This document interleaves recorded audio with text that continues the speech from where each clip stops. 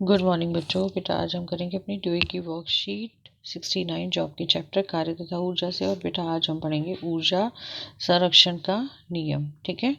ऊर्जा एक रूप से दूसरे रूप में बदल जाती है और लेकिन निकाय की कुल ऊर्जा क्या होता है। बेटा हमेशा ध्यान रखिएगा, निकाय की कुल ऊर्जा भी क्या रहती है, एक समान रहती है, मतलब कंजर्व रहती है। ठीक है। क्योंकि हमें पता है ऊर्जा का एक रूप से दूसरे रूप में स्थानांतरण होता है, लेकिन निकाय की कुल ऊर्जा अपरिवर्तित रहती है। ऊर्जा का संरक्षण नियम क्या कहता है, इसके अनुसार ऊर्जा को ना तो बनाया जा सकता है और ना ही नष्ट किया जा सकता है। ठीक है। इसका केवल एक रूप से दूसरे रूप में स्थानांतरण किया जा सकता है और इसी को ही ऊर्जा का संरक्षण नियम भी कहते हैं।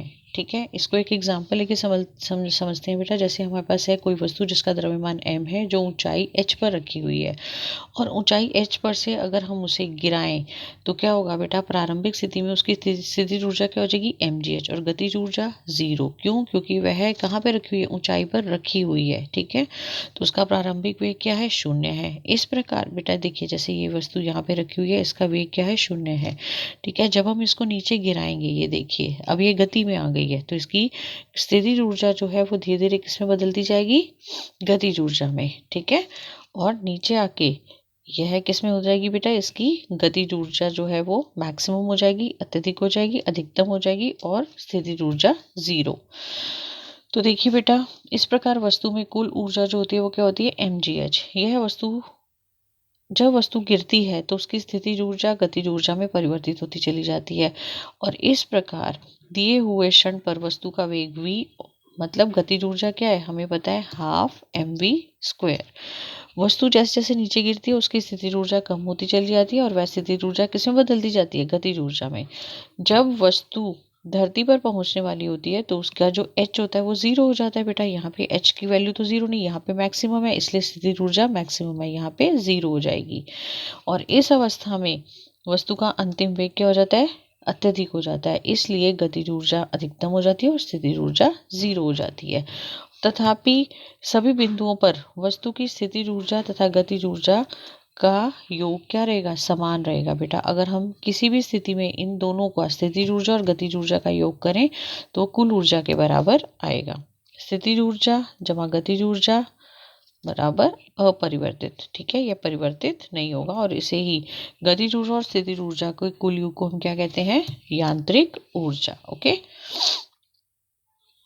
तो देखते हैं, किसी पिंड के मुक्त रूप से गिरते समय इसके पथ पर किसी बिंदु पर स्थितिज ऊर्जा में जितनी कमी होती है उतनी ही गतिज ऊर्जा में क्या हो जाती है, वृद्धि हो जाती है। ठीक है। तो नेक्स्ट देखिए बेटा, ऊर्जा संरक्षण का क्या नियम है। ऊर्जा को ना तो बनाया जा सकता है ना ही नष्ट किया जा सकता है, इसे केवल एक रूप से दूसरे रूप में स्थानांतरित किया जा सकता है। ये आपके फर्स्ट क्वेश्चन का आंसर है। ठीक है। सेकंड क्वेश्चन का, एक गतिशील गोलक कुछ समय पश्चात विराम अवस्था में क्यों आ जाता है। बेटा अगर कोई भी जो गोलक होता है, वायु प्रतिरोध इसकी गति का विरोध करता है। बेटा मतलब वायु प्रतिरोध के कारण, सेकंड क्वेश्चन में आप क्या लिखेंगे, वायु प्रतिरोध के कारण इसकी गति में विरोध हो जाता है, इसलिए गोलक क्या हो जाता है, रुक जाता है। गोलक जो है किस में आ जाएगा, विराम अवस्था में आ जाएगा। और ऊर्जा संरक्षण के नियम का उल्लंघन नहीं हुआ। क्यों? क्योंकि ऊर्जा का एक रूप से दूसरे रूप में क्या हो गया, स्थानांतरण हो गया। ठीक है। और थर्ड क्वेश्चन को देखिए बच्चे आप। थर्ड क्वेश्चन को हम किस प्रकार करेंगे बेटा, देखिए जैसे आपको फर्स्ट में 4 मीटर दे रखा है बेटा, और यहाँ पे कितना है, 800। ठीक है।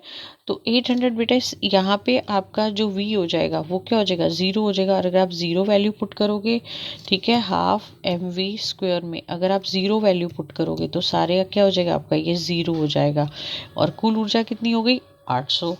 नेक्स्ट अगर आप देखो 3 मीटर पे अगर हम रखें mgh में, तो आपको इसका कितना किलोग्राम दे रखा है, 20 किलोग्राम दे रखा है। और आपको कितनी ऊंचाई पर दे रखा है, 3 मीटर। नेक्स्ट हमने कितना लेना है, 3 मीटर, और ये कितना आ जाएगा, 10। तो आप देखेंगे 600 जूल। तो आप नेक्स्ट वाले में क्या लिखेंगे, 600 जूल। ठीक है। और 600 जूल यहाँ पे लिखने में, ऊर्जा संरक्षण में आप क्या लिखेंगे यहाँ पे बेटा, ये देखिए 600 जूल माइनस बेटा 800 में से 600 जूल गया, पहले कितनी थी हमारे पास में 800 जूल माइनस 600 200 जूल, तो यहाँ पे आपकी कितनी आ जाएगी 200 जूल, और दोनों को प्लस करेंगे फिर से यहाँ पे कितना आ जाएगा 800।